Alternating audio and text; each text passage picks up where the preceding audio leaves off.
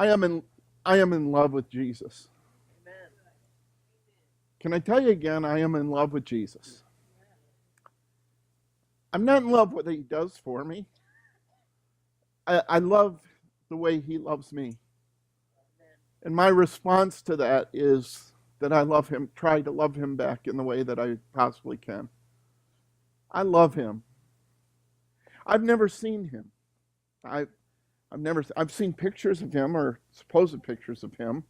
He's got long hair and a beard, so I wanted to be like Jesus, so I grew a beard. Maybe I'll grow my hair out, look like Seth, and maybe I could do that and be more like Jesus.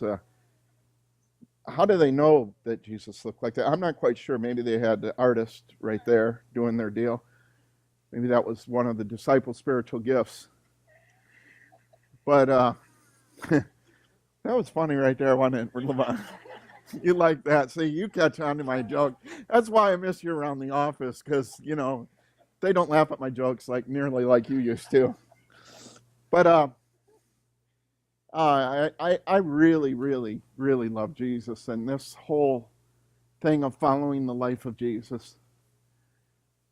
Really, when you begin to follow the life of Jesus, your life will be transformed. Because you see how differently that he acts in situations. You understand and know how you react in situations, and you say to yourself, if I am going to be like him, then I'm going to react like him. And all the time he's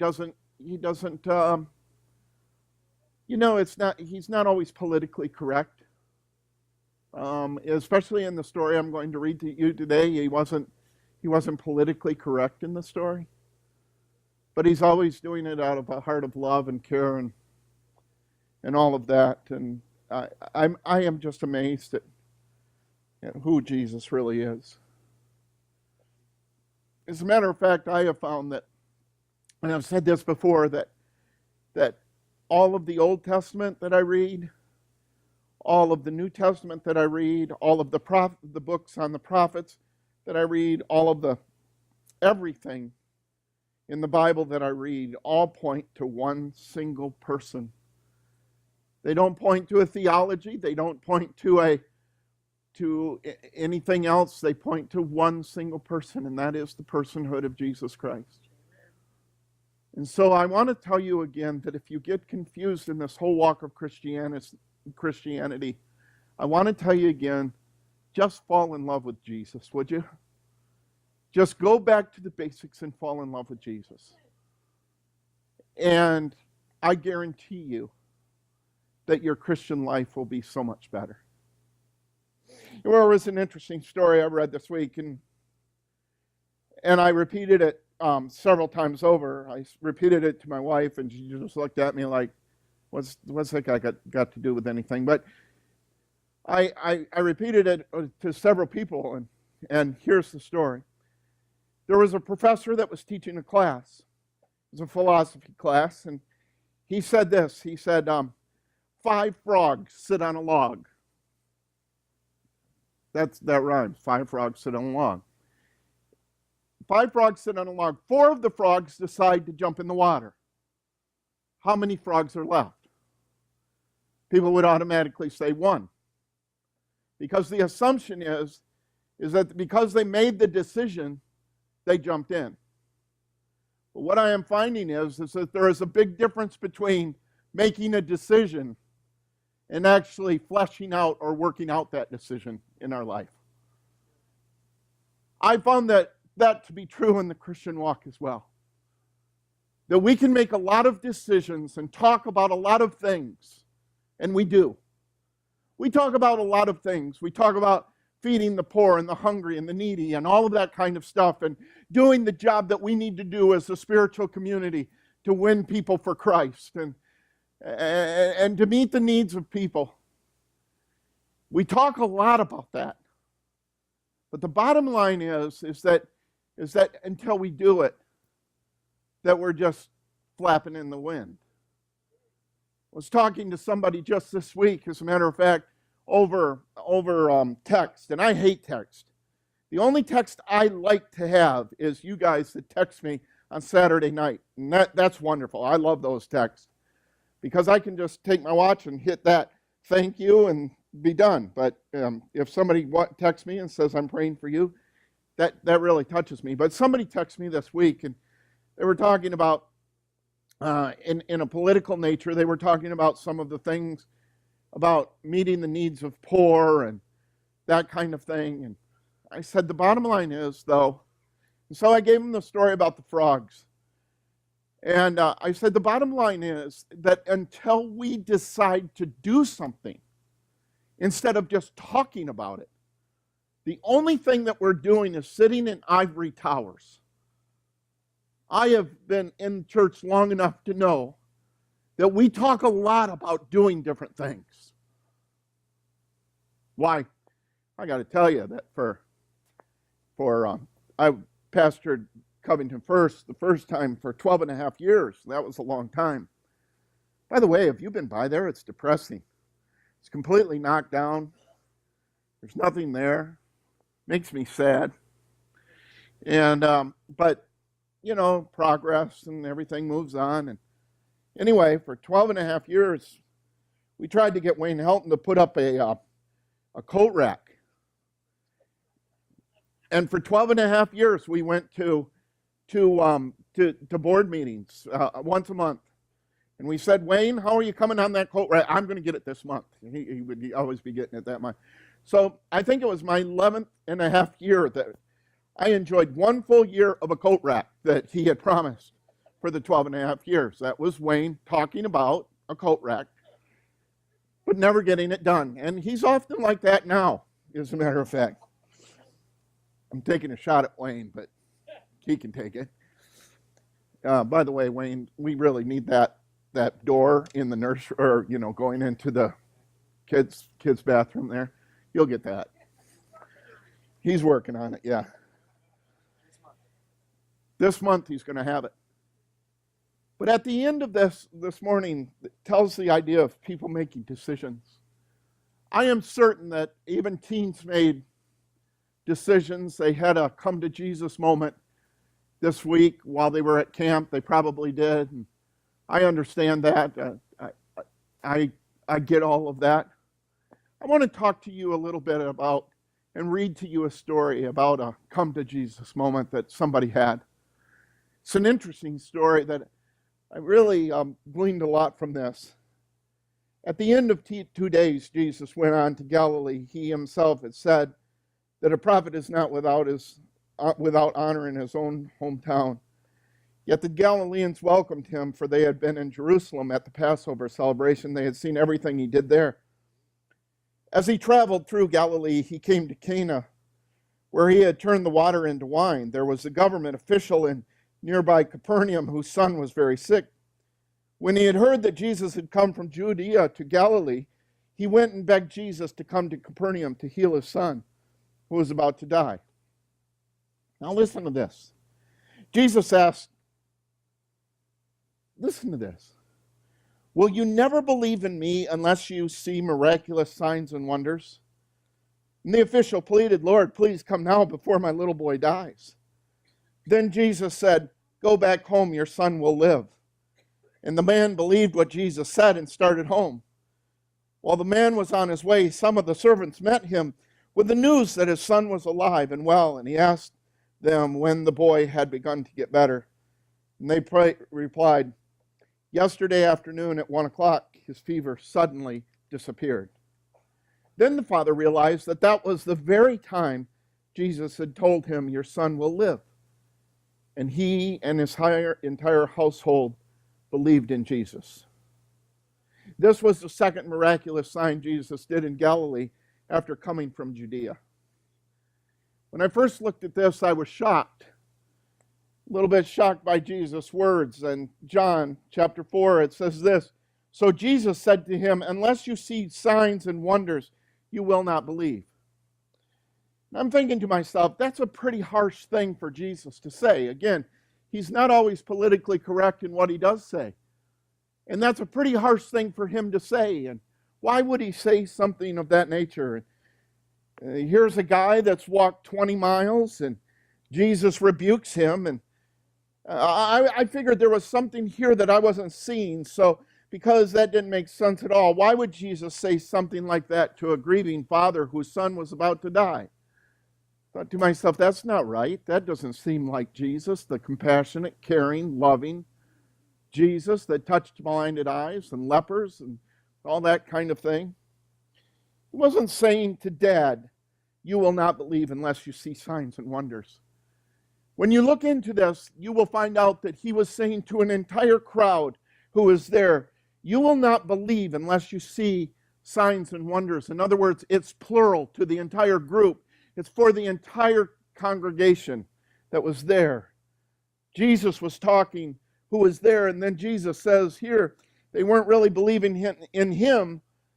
All they seem to want are signs and wonders, but no commitment whatsoever. That's interesting when you think about that. Because think about it this way.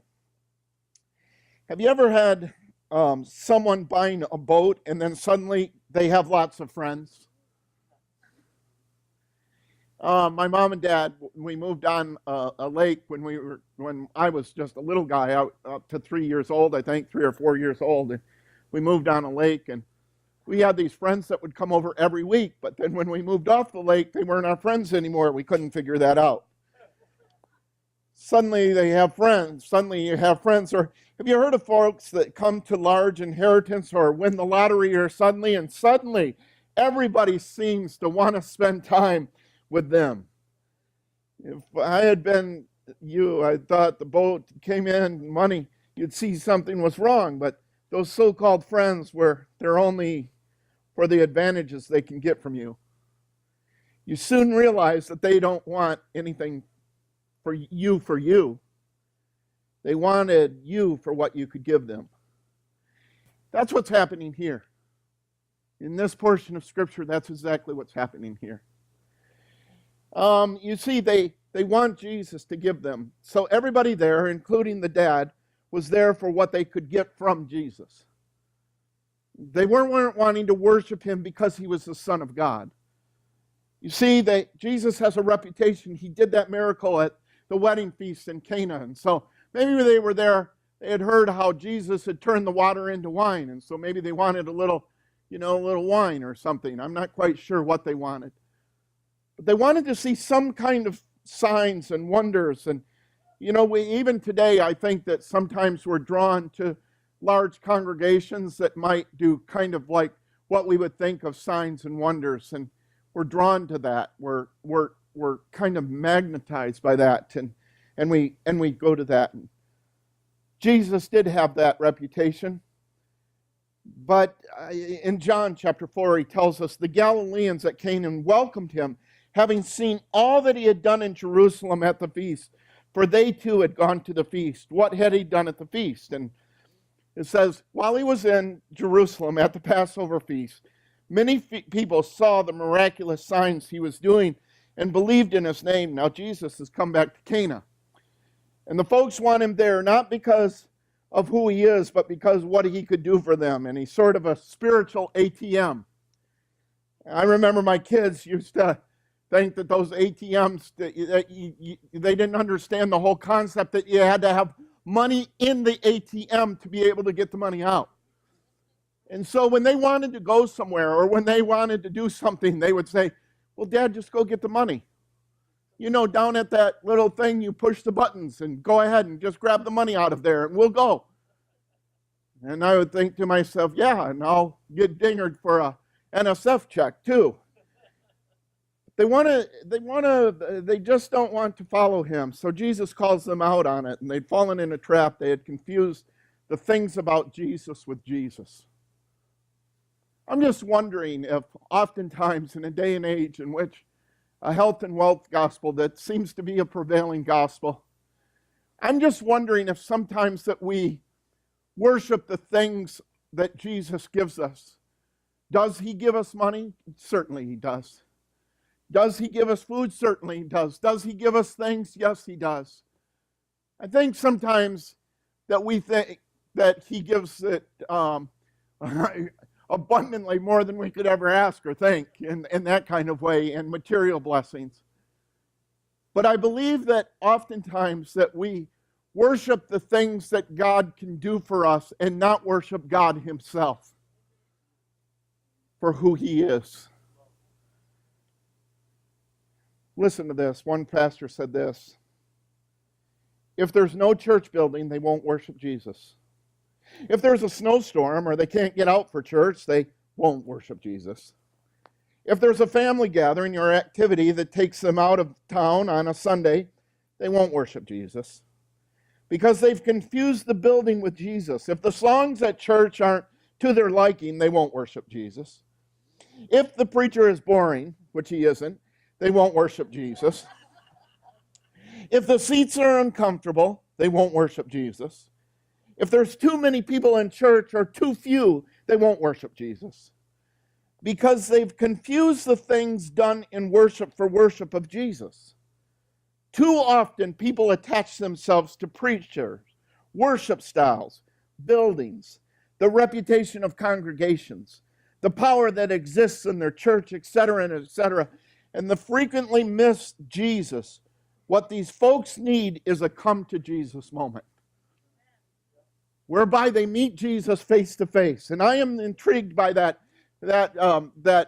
phrase that we often use, come to Jesus moment. I know that sometimes when parents are angry at their children, I've heard them say, those kids need a come to Jesus meeting, which simply means they need a swat on the rear to the parents oftentimes. That's the come to Jesus meeting they're talking about. And so we wonder why our kids get confused about God and fathers and all that kind of stuff. Come to Jesus meeting. The phrase is fairly common in our culture, and though it rarely has anything to do with Jesus, if you're going to be acceptable to God, you got to have a come to Jesus moment. But I would ask this: has there been a time in your life, honestly, where you can honestly say that between you and Jesus, where you have had a come to Jesus meeting, whereby it was you and him, and you had a come to Jesus meeting whereby it was so important and so unbelievably real that it changed your life? Has there ever been a time whereby you've had one of those meetings? Recently, Larry and I were going by, I don't let this out too much because the school is kind of legalistic, and I don't know, I'm not really known for my legalism too much. I'm known for a little more grace. And thank God, right? And but Larry and I were going to Christ Hospital the other day, a couple weeks ago, and so we went to Christ Hospital, and we went right by God's Bible School, in which Chuck goes there and has gone there, and we used to come down all the way from Michigan to come to their camp meeting because we would just sit and watch the fireworks. You'd just wait for a little bit, and people would be running the aisle, and sometimes there would be 3 people that were singing, and then it would go down to 2, and then 1, and then 0, and then the piano player was playing, and we would watch all kinds of things happen, and all kinds of things that we had never seen, and so it was kind of a legalistic thing. And as a matter of fact, we invited a bunch of our friends down, and I'll never forget, we had 20-some friends that came down to the school and for camp meeting, and there was an old Nazarene pastor of all things, and he started preaching in regards to the long hair is the glory of the woman. And so he started talking about how women should not cut their hair, should not wear makeup, and all that kind of stuff. And all 20 people that we invited just loved it. I mean, they ate it up. They didn't like it at all. But anyway, long story short is that God had called Kathy and I into the ministry, myself in particular, during one of those camp meeting times. And so on the way back, I said, Larry, do you suppose you could just stop off? I want to go in here to the sanctuary, and I want to take a look at it. So I went into the sanctuary. I asked the lady. It was all closed up. It was locked. The lady was driving by. She had a key, let me in. And I saw a place in which I knelt, had an altar of prayer, And I gave everything that I had to Jesus Christ, including my future. And it was a come to Jesus meeting in which I said, Jesus, you've got everything that I know how to give. And Lord, I'll do anything for you, including going to the ministry. Now, one of the things that meant was that I always thought that if I gave Jesus everything, that I would end up in Zimbabwe and that I would have bone in my nose or something. I wasn't quite sure. And so I was telling Jesus, Jesus, you have absolutely everything. But I walked out of there and I remembered something very special to me. And that was that me and Jesus, with a crowded room of people that were praying loudly, very loudly, had a come to Jesus meeting. And that is where God had called me. And there was kind of a benchmark. And I remember that come to Jesus meeting that we had. There is so much emphasis today on growth and grace. And I believe in growth and grace. I believe in that wholeheartedly. But I also believe that there's a time where we also surrender what we have to Jesus Christ, and we ask Him into our hearts and into our lives, and from that time forward we grow in grace. But there's a certain point in time in which we have a come to Jesus meeting.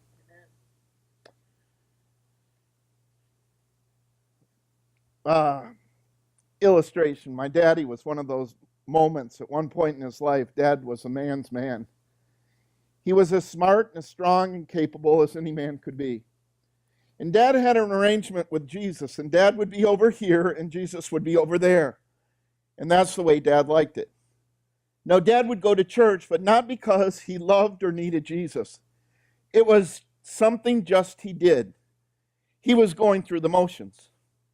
But then one day at church, something happened.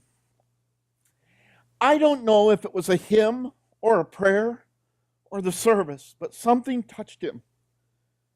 And at an invitation time, Dad stood up and went down the aisle, and Mom said on the way home, he pulled the car over to the side of the road and began to weep. And he wept and he wept and he wept, and from that day, he never drank or cursed again. He had his come to Jesus moment. And from that time on, Dad loved Jesus Christ. The story from the Gospel of John is all about one of those come to Jesus moments.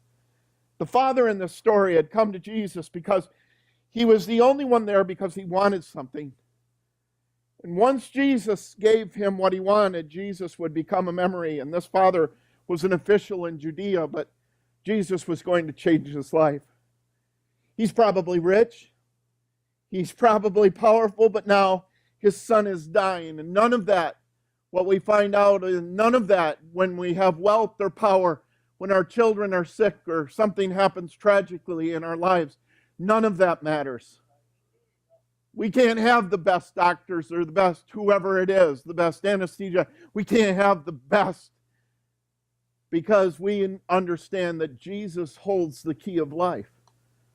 And this is a father and his son is dying now. I don't know, but if my child was dying, I've done just about anything to get Jesus to heal him. I think I would have offered Jesus money. Maybe I had tried to impress him with my political influence. I really don't know, but if I'd been the dad, I don't know what I would be doing if my child was dying. I know this, I would have done whatever I had to influence him to come to heal my boy. I imagine the crowd gathering closely around Jesus. They're intrigued by what they're seeing. The father is important. He's an official. He has clout. Surely if Jesus is going to listen to anyone, it's going to be this guy. But instead of honoring this man of importance, Jesus' answer is curt and harsh. And he rebukes the man. Not only does he rebuke this man and the rest of the crowd by saying, unless you see signs and wonders, you will not believe. But he refuses to go to the man's house to heal the child. He refuses, and that's unheard of. This was an important man. He had money, he had influence, he had power, he had fame, he had riches, he had all of those things. And yet Jesus refused to go to the house. But here he's addressing a leading official in Judea as if he is speaking to a subordinate, and he speaks with authority as if he were a king, and he says, go on. Your son will live. Now, perhaps something in the tone of Jesus' voice, or maybe something of facial expression, but the father was somehow comforted by that simple statement of Jesus. Now, the scripture says, the man believed the word that Jesus spoke to him and went on his way. He didn't argue with Jesus. He didn't try to bargain with him. He simply believed. He started back home now. I don't know why he believed or why he went home as he did, but I do know this. This man had faith that if Jesus said this is what was going to happen, it was going to happen. I just wonder if we've ever made it to the point where if God said what he has said, then he will do it, and we trust that. Chuck, I liked what you said. I liked it because you were honest too. In regards to, you didn't believe in tithing, or you didn't believe in giving, I think you said, until you met Lisa. Then Lisa's been pretty good for you. More ways than one. I think she's good to you, for you. But I like what you said. It is not an issue, you guys, now, here I am off on giving. It is not an issue of money. You understand that, don't you? You understand, again, and I'm going to talk to every single person here, because I look out at every single person here, and I don't see one of you that is in a position of starving. If you are, then you need to come to church on Sunday morning and get the donuts, and you won't starve any longer. I don't see one of you that are in a position of starving. But I will say this, that do you realize, do you understand that mostly that it is the older generation that sustain this church financially? Hello? Do you know that? It's not the ones that have the capability to make money. And what is money anyway, really, when you think about it? And who gave you the ability to be able to make that money? Really? If you honestly work and do a day's and work for a day's live, I want to tell you that it is God who gave you that ability to be able to do that in the first place. So this thing isn't a scam, you guys, for the church to make money. It's not a scam for the church to build me a new house. It's not a scam. That's not a scam. What it is it is an issue of trust for you. And I'm not just talking about the older ones that have a boatload of money.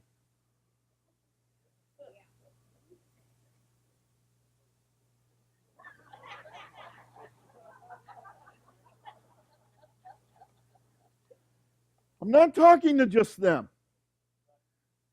I'm talking to if you get any kind of money whatsoever, God has given you the ability to make that money. That it is an issue of faith and trust. And I'm not mad at you, you guys. I am not mad at you. I'm not angry at you. I'm not upset at you. But really, when it comes right down to it, you guys, I worry about the church of tomorrow and the commitment of the church of tomorrow. Sorry, I do. Not because I'll be dead. I'll be gone. So you guys do what you want to do. But I'm telling you, it's going to take the commitment to be a believer in Jesus Christ and to trust Him. That's what it's all about, is being able to trust Him. I never got that concept. Chuck, I never got that concept till 5 years ago when I came to church here. I realized, man, we better do something or we're in trouble. Really. Honestly, we were 2 months away from shutting the doors, you guys. You don't believe it? Ask Joey. He was our treasurer, and he was a bad treasurer. He's a good youth leader, but he's a bad treasurer. And I realized that there is not only a discipline of giving, there is a joy of giving, you guys. And I challenge you to get into the joy of giving. It's not a drudgery or a chore or an impossibility. But I want to tell you, when you have an individual need or a spiritual need or whatever it is, I challenge you to give your way out of that need. Don't hoard everything you have. Give. So he was going down, his servants met him and told him that his son was recovering. So he asked them the hour when he began to get better. And they said to him, yesterday at the 7th hour, and left him. The father knew that that was the hour when Jesus said to him. It's a powerful story, but if you all saw in the story, you missed something. In fact, I deliberately didn't read the last sentence of the verse because I wanted to emphasize it. And I deliberately didn't put that part of the verse on the screen. Look at it. Look what it says. Look what the last sentence in verse 53 says. It says this. And he, the father himself, believed.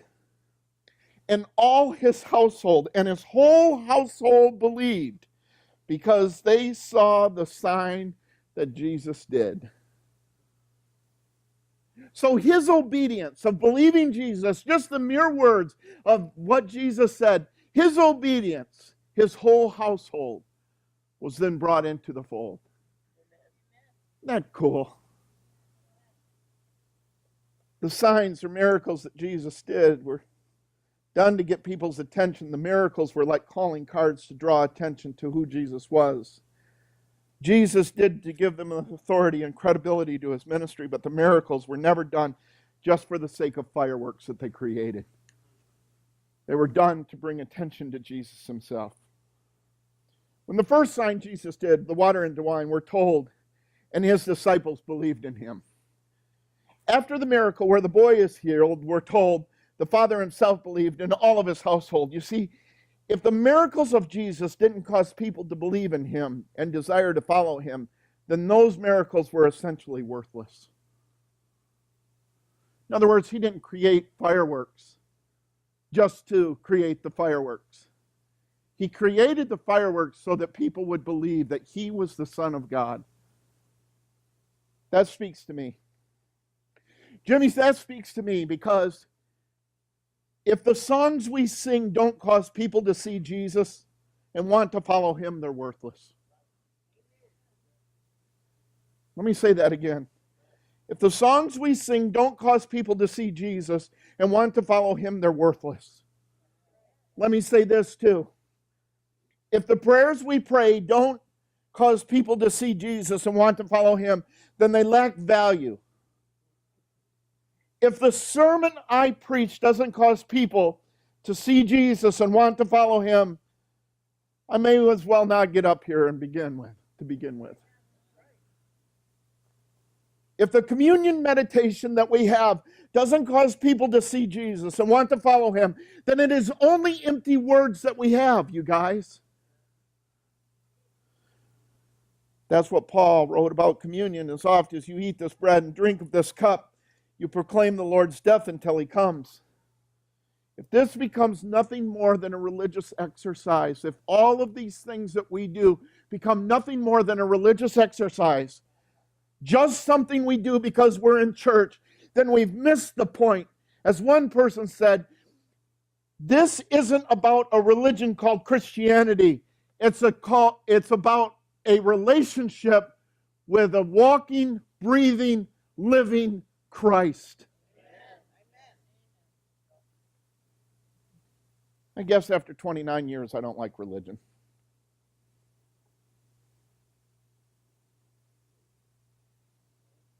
Don't like it. But I love a relationship with Jesus Christ. Love it. Love it. It has freed my life. Listen to Max Lucado, and I'll end with this. Your attitude should be like the one I read in a story by Max Lucado. There was a preacher who went to visit a dying man in the hospital. As the preacher entered the room, he noticed an empty chair beside the man's bed. He asked the man, "Someone has just been to visit." The old man smiled and said, "I placed Jesus on that chair and I talked to him." The preacher was puzzled, so the man explained. "Years ago, a friend told me that prayer was as simple as talking to a good friend. So every day I pull up a chair, invite Jesus to sit, and we have a good talk." Some days later, the daughter of this man told the preacher that her father had just died, and she said, "I left him in his room alone for a couple of hours. When I got back to this room, I found that he had died. But I noticed the strangest thing. His head was resting not on a pillow, but on an empty chair that was beside the bed." Do you know what that old man had done? He was so in love with Jesus that he wanted his last moments to be resting in the lap of the Savior. Then Max Lucado went on to say, that's the kind of love we should all strive for. If you don't have that in your life, we offer that as a time of invitation.